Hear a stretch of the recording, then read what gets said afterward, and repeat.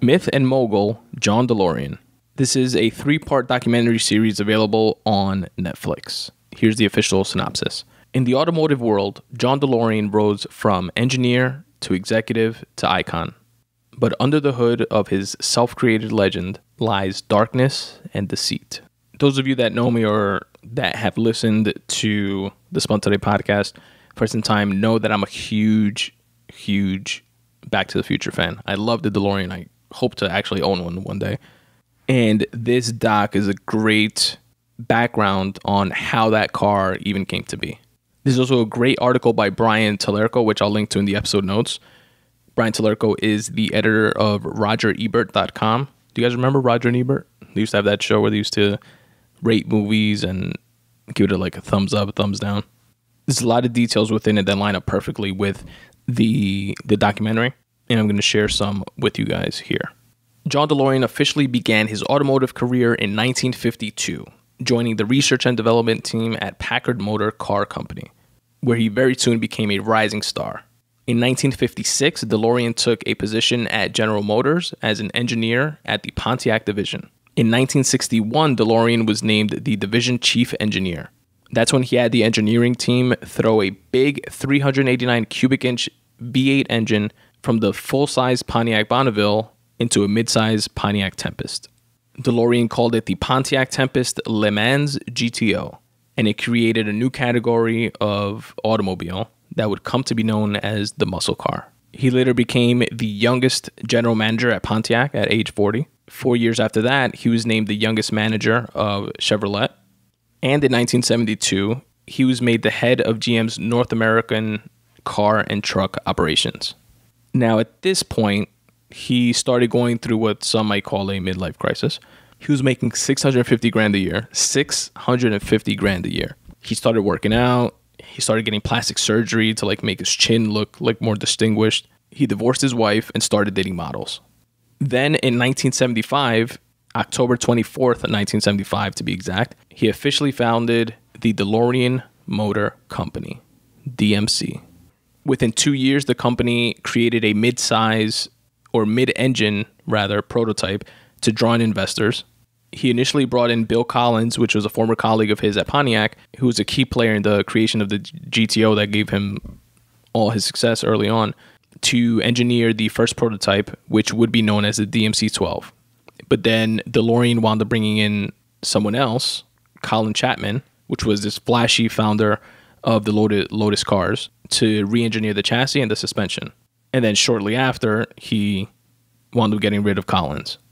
And this is something that the documentary touched on as well that I wanted to highlight, is that when you're his favorite, you could do no wrong. This was said about John DeLorean. When you're his favorite, you can do no wrong. And then the moment that you're not his favorite, which can happen overnight, you're either in or you're out. And Collins at that point was out. But with this design, a lot of seed money came into the company very quickly from big names or firms like Bank of America and a bunch of different entertainers like Johnny Carson from The Tonight Show, Roy Clark, I'm not sure who that is, Sammy Davis Jr., just to name a few. He also raised a bunch of money through a program that gave dealerships that sold DeLoreans shares in the company. And, he was such a mogul at this time within this industry and such a rising star that everybody was all in.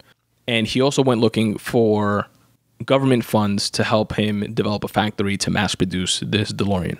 It was said about him that he was constantly cutting corners. He was not a great businessman. And we see that beginning to unfold when he's at this stage of the company. He wound up creating a factory where he could get it the cheapest, which was in Belfast, Ireland, during the middle of a civil war that they were having there. And to do so, he got a bunch of money from the government there, but it still wasn't enough. And by day one of production, they would not have any money left. So he sought to extend those funds and, get more poured into the factory over there.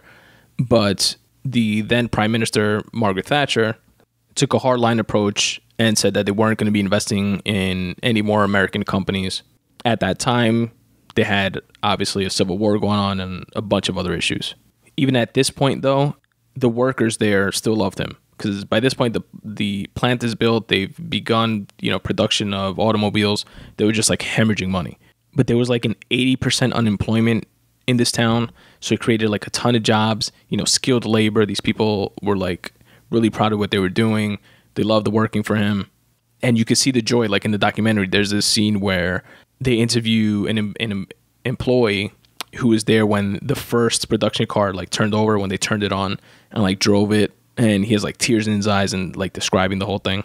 All in all, though, they were able to be in production for 28 months, where 9,000 of these DeLoreans were built and approximately about 6,000 were actually sold to consumers. And they did so within 28 months. For most car companies at that time, it would take them 9 to 10 years to accomplish that, like from design to actual production. I mean, I guess that's what cutting corners gets you, right? Like you get somewhere fast, but eventually shit catches up to you. The company wasn't able to sustain itself, and obviously the rest is history. Now, in attempting in a last-ditch effort to actually make the company successful or like bring it out of the ruins, John DeLorean tried doing a drug deal out of all things. DeLorean was arrested in a videotaped sting by the FBI, during which he allegedly agreed to a scheme to sell 220 pounds of cocaine worth an estimated $24 million in the hope it would provide enough cash to like keep his company afloat. And he was essentially entrapped by his neighbor and the feds, which is why he was ultimately like acquitted of all charges. But this is how conniving and cutting cornerish he was. When DeLorean told his neighbor and the people he thought he was doing this drug deal with, which turned out to be the feds, that he didn't have cash to pay for the drugs up front, the informant promised to put up the funds for him as long as DeLorean put up his company as collateral.